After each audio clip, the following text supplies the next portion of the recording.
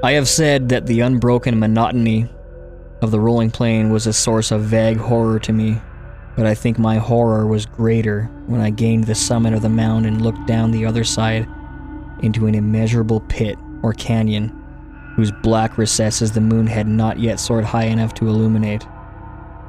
I felt myself on the edge of the world, peering over the rim into a fathomless chaos of eternal night. Through my terror ran curious reminiscences of Paradise Lost and of Satan's hideous climb through the unfashioned realms of darkness. As the moon climbed higher in the sky, I began to see that the slopes of the valley were not quite so perpendicular as I had imagined. Ledges and outcroppings of rock afforded fairly easy footholds for a descent, whilst after a drop of a few hundred feet, the declivity became very gradual. Urged on by an impulse which I cannot definitely analyze, I scrambled with difficulty down the rocks and stood on the gentler slope beneath, gazing into the Stygian deeps where no light had yet penetrated. All at once my attention was captured by a vast and singular object on the opposite slope, which rose steeply about 100 yards ahead of me, an object that gleamed whitely in the newly bestowed rays of the ascending moon.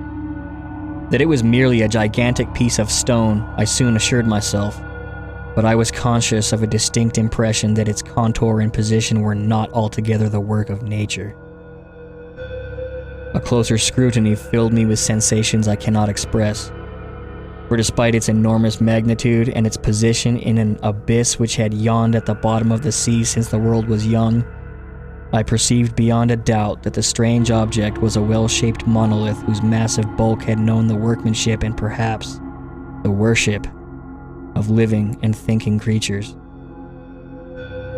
Dazed and frightened, yet not without a certain thrill of the scientist's or archaeologist's delight, I examined my surroundings more closely. The moon, now near the zenith, shone weirdly and vividly above the towering steeps that hemmed in the chasm, and revealed the fact that a far-flung body of water flowed at the bottom, winding out of sight in both directions, and almost lapping my feet as I stood on the slope. Across the chasm, the wavelets crashed the base of the Cyclopean monolith, on whose surface I could now trace both inscriptions and crude sculptures. The writing was in a system of hieroglyphics unknown to me, and unlike anything I had ever seen in books, consisting for the most part of conventionalized aquatic symbols such as fish, eels, octopi, crustaceans, mollusks, whales, and the like. Several characters obviously represented marine things which are unknown to the modern world, but whose decomposing forms I had observed on the ocean-risen plain. It was the pictorial carving, however, that did most to hold me spellbound. Plainly visible across the intervening water on account of their enormous size were an array of bas-reliefs whose subject would have excited the envy of Dore. I think that these things were supposed to depict men, at least a certain sort of men, though the creatures were shown disporting like fish in waters of some marine grotto, or paying homage at some monolithic shrine which appeared to be under the waves as well.